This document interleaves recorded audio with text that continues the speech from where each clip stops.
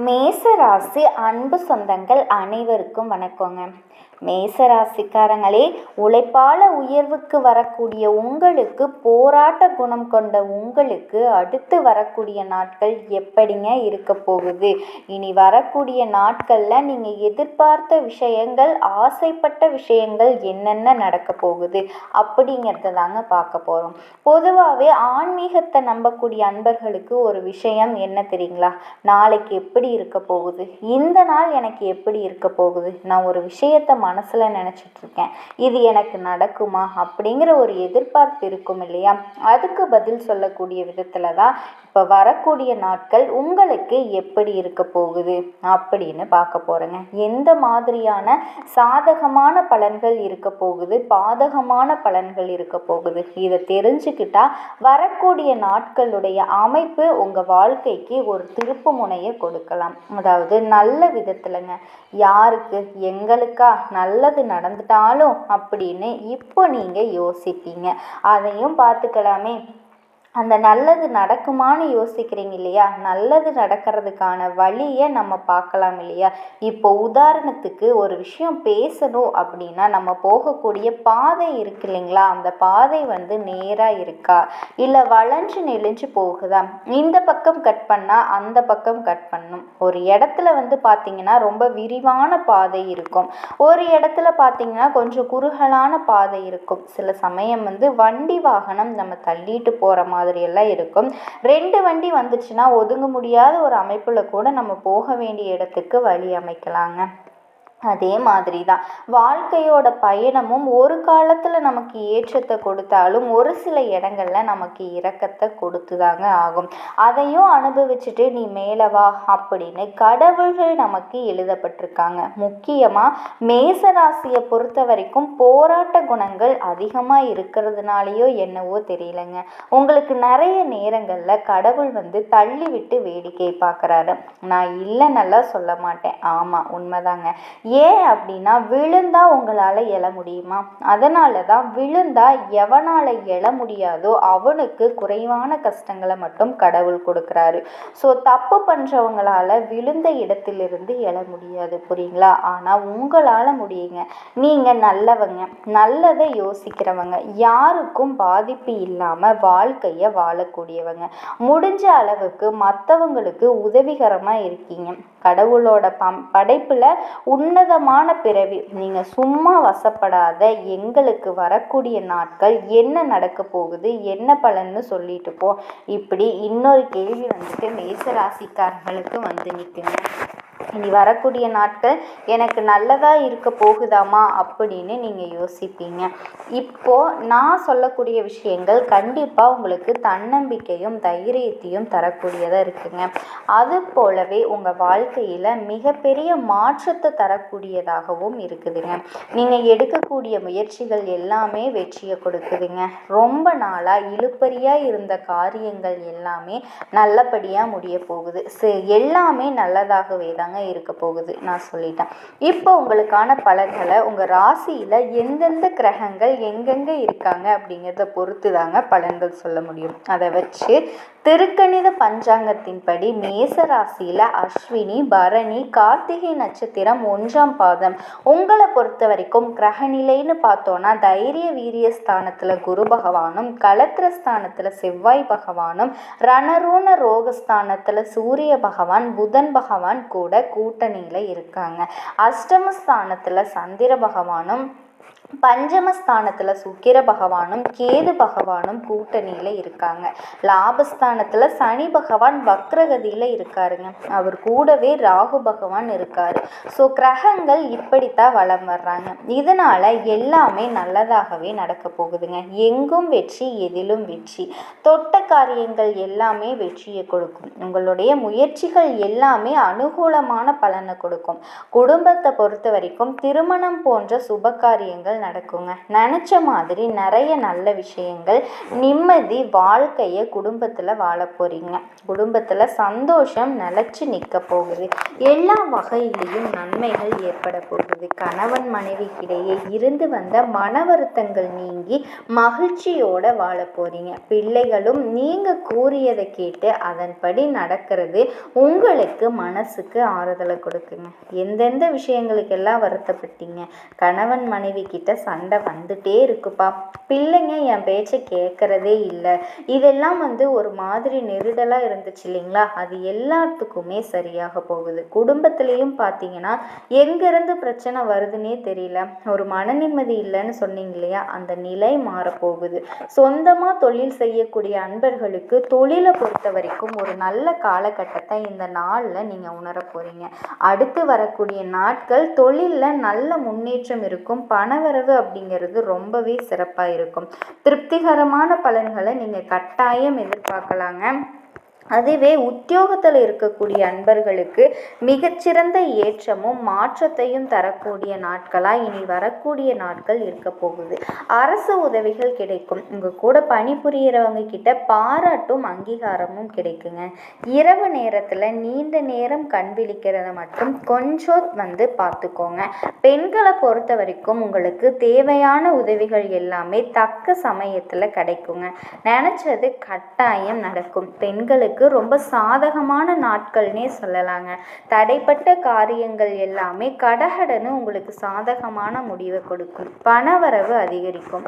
மாணவர்களை பொறுத்த வரைக்கும் கல்வியில் இருந்து வந்த இழுபறியான நிலை மாறும். அடடா, இந்த பிள்ளையா படிப்பில் இவ்வளவு ஒரு ஆர்வமா அப்படின்னு பெற்றோர்களும் சரி ஆசிரியர்களும் சரி பாராட்டக்கூடிய விதத்தில் மதிப்பெண்கள் இருக்குங்க. உங்களோட ஆர்வத்தின் காரணமாக மதிப்பெண்கள் கூடும். இப்போ வரக்கூடிய நாட்களில் மேச ராசிக்கான பொது பலன்களை பார்த்தோங்க. நட்சத்திர பலன்கள் அப்படின்னு பார்த்தோன்னா உங்களுக்கு அதை வச்சு பார்க்குறப்போ அஸ்வினி, பரணி, கார்த்திகை நட்சத்திரம் 1ஆம் பாதம் இது வரக்கூடிய நாட்கள். இந்த நட்சத்திரக்காரங்களுக்கு எதிர்பாராத விதத்தில் தனவரவு ஏற்றமாக இருக்குங்க. நீங்கள் பணத்தை எதிர்பார்த்துருக்கவே மாட்டீங்க. பணவரவு தாராளமாக உங்கள் கைக்கு வரப்போகுதுங்க. அரசு வகைகளில் நீங்கள் எதிர்பார்த்த ஆதாயம் மற்றும் உதவிகள் கிடைக்க போகுது. தொழிலில் முன்னேற்றம் ஏற்படும். உங்களுடைய திறமைகளை வெளிப்படுத்துறது காரணமாக உங்களுடைய செயல்பாடுகளில் வெற்றிகளும் பாராட்டுகளும் குவியக்கூடிய காலகட்டம்ங்க. உங்கள் வாழ்க்கையில் மனைவி மூலமாக முன்னேற்றத்திற்கான நல்ல ஆலோசனைகள் கிடைக்கும். வெளியூர் பயணங்கள் எல்லாமே வெற்றிகரமாகவும் லாபகரமாகவும் அமையுங்க. இல்லத்தில் மகிழ்ச்சி பொங்கும். மங்கள காரியங்கள் நடக்க போகுது. அரசில் பணிபுரியவங்களுக்கு உயர் அதிகாரிகள் கிட்ட ஆதரவு கிடைக்குங்க. உங்களுடைய எதிரிகளினுடைய கொட்டம் அடங்கக்கூடிய காலகட்டம். என்னடா ஆட்டம் ஆடுனாங்க, என்ன ஆட்டம் ஆடுனாங்க, உங்களோட எதிரிகள் எல்லாமே காணாமல் போக போகிறாங்க. அரசாங்கத்துறையில் பணிபுரியக்கூடிய பெண்களுக்கு உங்களுக்கு விருப்பமான இடத்திற்கு இடமாற்றம் கிடைக்குங்க. முயற்சி செஞ்சு பாருங்க. உங்களுடைய முயற்சிகள் எல்லாமே வெற்றியை கொடுக்குங்க. அடுத்தது பரணி நட்சத்திரத்தை பொறுத்த வரைக்கும் மனசுக்கு இனிய தகவல்கள் சேரும். தனவரவு அதிகரிக்கும். நண்பர்கள் மற்றும் உறவுக்காரர்களுடைய வகையில் உங்களுடைய மனசு மகிழும்படி நிறைய விஷயங்கள் நடக்குங்க. சினிமா, டிராமா இந்த மாதிரியான விஷயங்களில் பொழுது கழித்து மகிழ்ச்சி அடைய போகிறீங்க. விற்பனை பிரதிநிதிகள் உங்களுடைய வாக்கு வன்மையால் பொருட்களை விற்பனை செஞ்சு அதிக லாபம் பார்க்க போகிறீங்க. உங்கள் தொழில் சூடு பிடிக்கும். சொந்தமாக தொழில் செய்யக்கூடிய அன்பர்களுக்கு நீங்கள் எதிர்பார்த்த மாதிரியே லாபம் பெறுறதுக்கான வழிமுறைகளை கையாண்டு வெற்றியடைய போகிறீங்க. உங்ககிட்ட போட்டி போட்டவங்க எல்லாருமே வாய் மேலே வரல் வச்சு சைலண்ட்டாக உட்காரக்கூடிய அளவுக்கு அரிய சாதனைகளை புரிய போகிறாங்க. சிலருக்கு உடல் நலிவுறுங்க. பெண்களோட விவாதம் செய்கிறது மட்டும் நீங்கள் தவிர்த்துக்கணுங்க. ஆண்களாக இருக்கீங்க அப்படின்னா பெண்கள்கிட்டையும், பெண்களாக இருக்கீங்க அப்படின்னா ஆண்கள்கிட்டையும் இந்த நட்சத்திரக்காரங்களே உங்களுக்கு எதிர்பாலினத்தவர்கிட்ட கொஞ்சம் கவனமாக இருங்க. சிலருக்கு வீண் அலைச்சல்களும் வெட்டி செலவுகளும் தவிர்க்க முடியாததாக இருக்கிறதுக்கு வாய்ப்பு இருக்குங்க. ஆனால் நீங்கள் முன்கூட்டியே தெரிஞ்சுக்கிட்டீங்க அப்படின்னா தவிர்க்கிறதுக்கு உங்களுக்கு நிறைய பாசிபிலிட்டிஸ் இருக்குது. பூஜை வழிபாடுகள் இந்த காலகட்டத்தில் நீங்கள் செஞ்சீங்க அப்படின்னா, அதாவது குலதெய்வ வழிபாடு, உங்களுக்கு விருப்பப்பட்ட இஷ்ட தெய்வத்தோட வழிபாடு உங்களுடைய எண்ணங்களை இன்னுமே கொஞ்சம் ஸ்பீடாக ஈடேற்றி கொடுக்குங்க. கார்த்திகை நட்சத்திரம் 1ஆம் பாதம் உங்களுக்கு பக்தியில் அதிக நாட்டம் ஏற்படுங்க. குழந்தைகளினுடைய முன்னேற்றம் உங்கள் மனசுக்கு மகிழ்ச்சியை தோற்றுவிக்கும். இந்த காலகட்டத்தில் இன்னும் சொல்லப்போனால் விலை உயர்ந்த ஆடை அபகரணங்கள் எல்லாமே வாங்கி மகிழ்வீங்க. விரும்பிய பொருட்கள் எல்லாமே வீடு நிறைய வாங்கி மகிழ்ச்சி அடைய போறீங்க. திருமணம் ஆகாதவங்களுக்கு திருமணம் நடக்குங்க.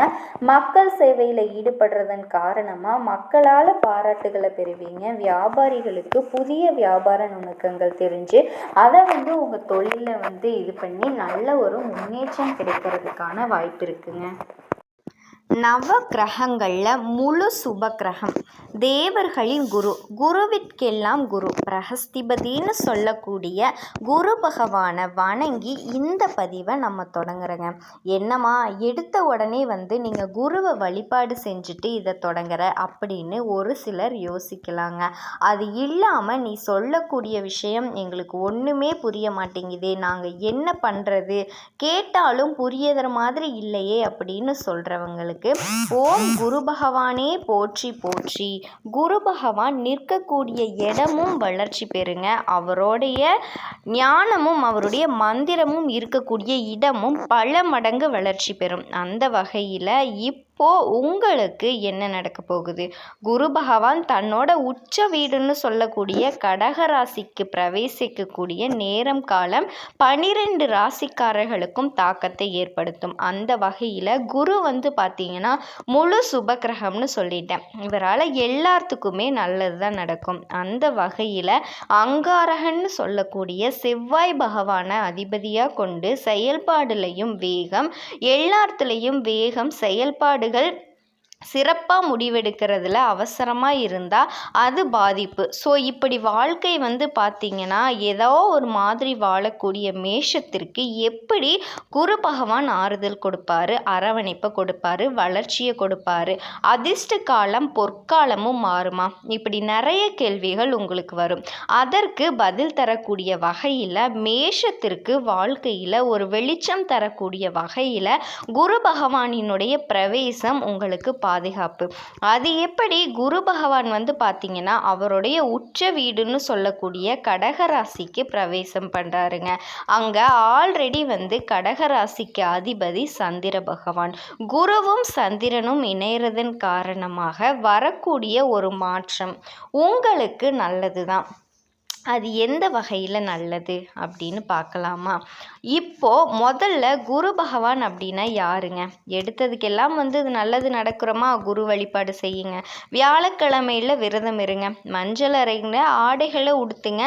மஞ்சள் நிற பூக்களில் அர்ச்சனை பண்ணுங்க. அப்படி இப்படின்னு சொல்லக்கூடிய விஷயங்கள் ஓகே. ஆனால் அந்த தெய்வம் யார்? அதனால் அவர் வழிபாடு செய்யறதுனால நமக்கு எந்த மாதிரியான மாற்றங்கள் தொடர்ந்து கிடைக்கும் அதை தெரிஞ்சுக்கணும் இல்லையா? குரு பகவான் அப்படின்னாவே பிரகஸ்திபதி, மகர ரிஷி தேவர்களுடைய ஆசான். அவர் பிறந்தது பார்த்தீங்கன்னா அங்கீரசக முனிவருக்கும் அவருடைய மனைவி ஸ்ருதி தேவிக்கும் பிறந்தவர். குருவினோட அறிவால் தேவர்கள் அசுரர்களை வெற்றி செஞ்சாங்க. ஸோ வேதங்களில் குரு அப்படின்னா வித்யாதத்தா, ஜீவகாரகன், ஞான பகவான் அப்படின்னு அழைக்கப்படுறாரு. இவர் பார்த்தீங்கன்னா எங்கே போனாலும் சரிங்க, அந்த இடத்துல பார்வைக்குமே பலன் உண்டு அப்படின்னு நான் முன்னாடியே சொல்லிட்டேன். குரு பார்க்கக்கூடிய இடம் நல்ல வளர்ச்சி பெறும். செல்வ ரீதியாக, கல்வி ரீதியாக, அறிவு ரீதியாக நல்ல பாக்கியம் கிடைக்குங்க. ஸோ இவரை பொறுத்த வரைக்கும் உங்களுக்கு மேச ராசிக்காரர்களுக்கு குரு பகவான் மிதுன ராசியிலிருந்து கடக ராசிக்கு நகர்றாரு. ஸோ இது மேச ராசிக்காரர்களை கணக்கிட்டோம் அப்படின்னா 4வது வீடு. உங்களுக்கு 4ஆம் வீடு அப்படின்னா எதை குறிக்குது? வீடு, மன அமைதி, தாய் பாக்கியம், நிலம், செல்வம், இது எல்லாமே குறிக்கக்கூடிய இடமாக பார்க்கப்படுது. ஸோ குரு பகவானினுடைய இடம்பெயர்வு அப்படிங்கிறது உங்களுக்கு இந்த இடங்கள் எல்லாமே வளர்ச்சி கொடுக்கும். இதோட குருவுடைய பார்வை அப்படிங்கிறது உங்களுடைய, அதாவது மேச ராசிக்காரர்களுக்கு 8ஆம் வீடு, 10ஆம் வீடு, 12ஆம் வீடு மேலே விழுதுங்க. அதாவது இந்த இடத்துல நீங்கள் தெரிஞ்சிக்க வேண்டிய விஷயம் என்ன தெரியுங்களா? குரு பகவானை பொறுத்த வரைக்கும் இருக்கக்கூடிய இருக்கக்கூடிய இடத்த விட அவரோட பார்வைக்கு தாங்க பலம் அதிகம். ஸோ இந்த ஃபார்முலாவை வச்சு பார்க்கும்போது 8, 10, 12 இந்த 3 வீடுகளும் உங்களுடைய பார்வைகளுக்கு உள்ளாகுது. ஸோ இது வந்து பார்த்திங்கன்னா உங்களுடைய வாழ்க்கையில் பெரிய பாதுகாப்பு வட்டம் போல் செயல்பட போகுதுங்க. குறிப்பாக ஆண்களுக்கு, மேசராசி ஆண்களுக்கு சொல்கிறேங்க, உங்களுக்கு ஒரு தலைமை பொற்காலம்னு சொல்லலாம். வீட்டில் உங்களுக்கு மதிப்பு மரியாதை அதிகமாகும். தொழிலில் உங்களுடைய குரலை எல்லாரும் கேட்பாங்க. சொத்து வாங்கக்கூடிய வாய்ப்பு அதிகம். வண்டி வாகனம் முதலீடுகளில் வளர்ச்சி படக்கூடிய நேரம். துணைக்கிடமே அதாவது வாழ்க்கை துணை அப்படிங்கிற உறவு இனிமையாக அமையும். குடும்பம் மகிழ்ச்சி பெறும். அதாவது உங்களுக்கு கண்ணியம் வந்துட்டு மேம்படுங்க. பண வளத்தை பொறுத்த வரைக்கும் முதலீடு, நிலம், வண்டி, வாகனம் கூடிய தொழிலில் முதலீடு பண்ணக்கூடிய அளவுக்கு வளர்ச்சி பெறுவீங்க. மனைவிகள் கிட்ட பாசம் அதிகமாகுங்க, புரிதல் அதிகமாகும். புதிய உறவுகளால் நல்ல பலன் கிடைக்கும். ஆண்களுக்கு வந்து பார்த்திங்க அப்படின்னா மேச ராசிக்காரங்க இந்த குருவோட பயிற்சி அப்படிங்கிறது உங்கள் காட்டில் பணமலை மாதிரி தாங்க. நல்ல மதிப்பு மரியாதை கெத்தாக வளம் வரலாம். இப்போ இந்த 4ஆம் வீடு அப்படிங்கிறது குடும்பம், சொத்து, மன அமைதி, தாயினுடைய ஆசீர்வாதம், வீட்டில் நிம்மதி, இது எல்லாமே குறிக்கக்கூடிய இடமா. இதோட வாழ்க்கையை பொறுத்த வரைக்கும் மன அமைதி, குடும்பத்தில் மகிழ்ச்சி அதிகமாகும். வீட்டில் நல்ல மாற்றங்கள், புதிய வீடு, வண்டி வாகனம் வாங்கக்கூடிய வாய்ப்பு. தொழில் ரீதியாக பார்த்தோம் அப்படின்னா 10ஆம் வீட்டையும் வந்து குரு பார்க்குறதுன்னு சொல்லியாச்சு. 10ஆம் இடம் அப்படிங்கிறது தொழில் ஸ்தானம். ஸோ இதை பார்க்கறதுனால வேலை பளுவால் முன்னேற்றம் இருக்குது. மேலதிகாரிகள் கிட்ட பாராட்டு கிடைக்கும். வீட்டில் இருந்து வேலை செய்கிறீங்களா, நல்ல வாய்ப்புகள் அதிகமாகும். வியாபாரத்தை பொறுத்த வரைக்கும் குடும்பத்தோட ஆதரவோட தொழில் விரிவடையும். ரியல் எஸ்டேட், கல்வி, உணவு துறைகளில் நல்ல லாபம் இருக்குங்க. இதோட பண விஷயத்தை பொறுத்த வரைக்கும் நிதி ரீதியாக சொத்துக்களில் முதலீடுகளில் நன்மை. ஆனால் கொஞ்சம் குடும்ப செலவுகள் வருங்க. அந்த குடும்ப செலவு சுப செலவுகள் தான், பயப்பட வேணாம். அடுத்து ஆரோக்கியத்தை பொறுத்த வரைக்கும் மன அழுத்தம் குறையும், நல்ல தூக்கம் வரும். தாயோடைய உடல் ஆரோக்கியத்தில் எப்போவுமே கவனம் தேவை. திருமணத்தை பொறுத்த வரைக்கும் திருமணம் ஆகாதவங்களுக்கு நல்ல வாழ்க்கை அமையும். சம ஜோடிடா அப்படின்னு சொல்கிறது. மற்றவங்க மெச்சிக்கக்கூடிய, மற்றவங்க பொறாமப்படக்கூடிய அளவுக்கு நல்ல வாழ்க்கை அமையுங்க. குடும்ப உறவுகளுமே வலுவாக இருக்குது. புதிய நட்புகள் உங்களுக்கு பயனுள்ளதாக இருக்கும். இதோட குரு வந்து பார்த்தீங்க அப்படின்னா 5, 7, 9ஆம் வீடுகளையும் பார்க்குறாரு. 10ஆம் வீடு பதவி உயர்வு, பொது மரியாதை. 8ஆம் வீடு பாரம்பரிய சொத்து. அதே போல் 12ஆம் வீடு அப்படிங்கிறது வெளிநாட்டு பயணம், ஆன்மீக வளர்ச்சி. இது எல்லாமே வாழ்க்கையில் பெரிய முன்னேற்றத்தை குறிக்கக்கூடிய இடமா இருக்குது. ஸோ இது எல்லாமே பாசிட்டிவாக உங்களுக்கு நடக்கும். இதை நான் சொல்லக்கூடிய விஷயங்கள், அதாவது 5, 7, 9, 10, 8, 12 இந்த வீடுகள் எல்லாமே உங்களுக்கு பலன் கொடுக்கும். எல்லா விஷயங்களையும் கொடுக்கும். இதில் முதல்ல வந்து ஜோதிட ரீதியாக குரு வந்து சுபக்கிரகம். அறிவு, செல்வம், குடும்பம், நல்ல குணம் எல்லாத்துக்கும் காரணம். கரெக்டா? இவர் வந்து கடகராசியில் உச்சநிலை பெறதுனால அதனுடைய சக்தி அப்படிங்கிறது பல மடங்கு ஆகுதுங்க. இது வந்து 12 வருஷத்துக்கு அப்புறம் ஒரு முறை தாங்க நடக்கக்கூடிய அரிய நிகழ்வு. ஏன்னா மேச ராசிக்காரர்களுக்கு இது 4ஆம் வீட்டில் நிகழுது. அதாவது வீடு, சொத்து, மன அமைதி, தாய், குடும்ப நலன், இது எல்லாத்துக்குமே முக்கியத்துவம் பெறுங்க. குறிப்பாக வந்து மேச ராசிக்காரங்க இந்த குரு பகவானினோட பயிற்சியின் காரணமாக உணர்ச்சி ரீதியாக வலிமை பெற போகிறீங்க. வீட்டிலும் சந்தோஷம் நிறையும். தாயுடைய ஆசீர்வாதம் அதிகமாகும். குடும்பத்தில் நீண்ட நாட்களாக இருந்த பிரச்சனைகளுக்கு தீர்வு கிடைக்கும். உங்களுடைய மனநிலை மிகவும் அதிகமாக இருக்கும். ஆன்மீக பக்கம் அதிகம் ஈடுபாடு வரும். குரு 10ஆம் வீடு அதாவது தொழில் ஸ்தானத்தை நோக்கிறதுனால வேலை இடங்களில் பதவி உயர்வு, மேலதிகாரிகள் கிட்ட பாராட்டு, புதிய பொறுப்புகள் கிடைக்கும். தொழிலில் முன்னேற்றம். ரியல் எஸ்டேட், கல்வி, கம்யூனிகேஷன், உணவு துறைகளில் சிறப்பான வளர்ச்சி. வீட்டில் இருந்தே வேலை செய்கிறீங்களா, சிறந்த காலகட்டம்ங்க. அதே மாதிரி ஃபைனான்ஸ் ரீதியாக சொத்துக்கள் முதிர்கள் கொடுக்கும். வீடு வாங்கக்கூடிய கனவுகள் நிறைவேறும். அதனாலேயே குடும்ப செலவு கூடவே வரும். ஸோ இதை சரி செய்யணும் அப்படின்னா வியாழக்கிழமைகளில் குரு பகவானை வழிபாடு செஞ்சால் இதை வந்து சரி கட்டிட முடியுங்க. பெரிய முதலீடுகள் பண்ணுறப்ப மட்டும் கொஞ்சம் கவனம் தேவை. அதுவும் திருமணம் ஆகாதவங்களுக்கு நல்ல வாழ்க்கை தன்மை அமையும். அது கூட்ட தொழிலை பொறுத்த வரைக்கும் நல்ல ஆதரவு இருக்கும். சொந்த விஷயங்களில் மட்டும் வாக்குவாதங்களில் தவிர்த்துக்கோங்க. அதே மாதிரி ஹெல்த் விஷயத்தை பொறுத்த வரைக்கும், ஆரோக்கியத்தை பொறுத்த வரைக்கும் மன அழுத்தம் குறையும். யோகா, தியானம், அதே மாதிரி சத்தான உணவுகள் மூலம் உங்களோட ஆரோக்கியத்தை நீங்கள் பாதுகாக்கலாம். அதே மாதிரி உங்களை எப்படி ஆரோக்கிய ரீதியாக கவனமாக இருக்க சொல்கிறேன் அப்படின்னா, இதோடவே தாயோட உடல் ஆரோக்கியத்திலையும் கவனம் தேவைங்க. மன அமைதி பெற ஆன்மீக வழிகள் உங்களுக்கு உதவி செய்யும். இன்னும் ஒரு சில விஷயங்களை சொல்கிறேங்க. முக்கியமாக பண விஷயத்தில் குரு அப்படின்னாவே தனம் தாங்க. ஸோ தனக்காரகன்னு சொல்லக்கூடிய குரு உங்களை நிதி ரீதியாக ஆசிர்வதிக்கிறாரு. சொத்து வாங்கக்கூடிய ஆசைகள் எல்லாமே நிறைவேறும். சேமிப்பு அதிகமாகும். செலவுகள் கையிலிருந்து போனாலுமே அதை விட வருமானம் பல மடங்கு வருங்க. தங்கம், நிலம், பங்கு முதலீடுகளில் நிதானமாக இருந்தீங்கன்னா நன்மைகள் பல மடங்கு உயரும். இது திருமணம் மற்றும் உறவுகளை பொறுத்த வரைக்கும் உங்களுடைய பார்வை 7ஆம் வீடு திருமணம். ஸோ அந்த இடத்துல விழுகிறதுக்கு அப்போ திருமணத்துக்காக காத்துக்கிட்டு இருக்கக்கூடிய மேச ராசி அன்பர்களுக்கு நல்ல ஜோடி அமைக்கக்கூடிய வாய்ப்பு இருக்குது. திருமணமானவங்களுக்கு உறவில் ஆழம், புரிதல், பாசம் எல்லாமே அதிகமாகுங்க.